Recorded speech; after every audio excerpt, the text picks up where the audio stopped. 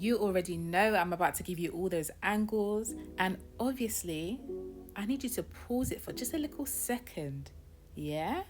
Hit that like button, subscribe to the ting, cause you already know how the ting's set, alright?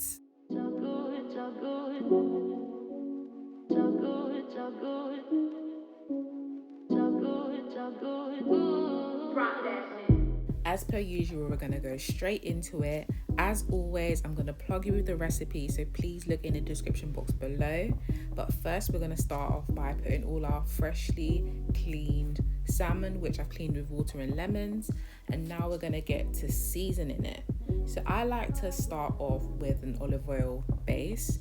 I usually just drizzle some olive oil, but I'm trying to be good.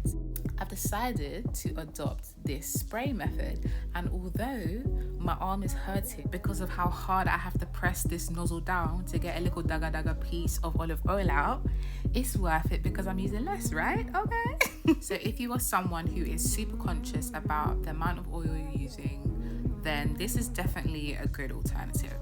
I'm then gonna start to season up my salmon good. As always, all the seasonings that I use will be in the description box below. There's not a particular measurement of how much I'm using. However, my general rule of thumb is to coat the salmon generously. There are certain ingredients that I put more of on than others, but you can kind of see that and get a rough idea through this video. I then like to spray just a little bit more olive oil on, and I'm just going to really massage that seasoning into the fish, because I think that is such an important part when it comes to seasoning up your meat, fish, whatever it is. It needs to be massaged in so the flavors can really infuse. And please guys, make sure you season all the sides of your salmon. Don't neglect any nook or cranny. That whole thing needs to be covered, including the skin. The skin, I think, is quite important, especially when you are air frying it, because that skin is going to crisp up and it's going to literally take on board all of those flavors, and it's going to taste so good. As always, I'm just giving you a quick close-up, so it should look something like that. This is now, oh, look how good that looks, guys. This is now gonna go into our air fryer, but before we do that, we're gonna sprinkle a little bit of parsley, and this is just for a little bit of color. I think especially when it cooks, it just looks so nice and vibrant, so that's what we do. I am 100% certain I'm not the only one looking at this salmon and thinking, damn, that looks scrumptious and it's not even cooked yet. So guys, just imagine what it's gonna look like once it's done. Close up galore. You know I gotta do the close-ups. Didn't I tell you this was gonna look nice once it's done?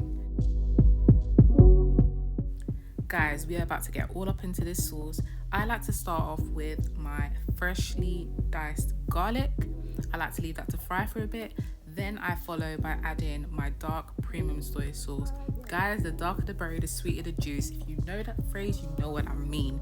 This dark premium soy sauce is going to do exactly what it needs to do. It's got the depth, it's got the flavor, and you don't need to use as much as it. I think with the light one, you've got to use quite a lot for it to have the same richness and color.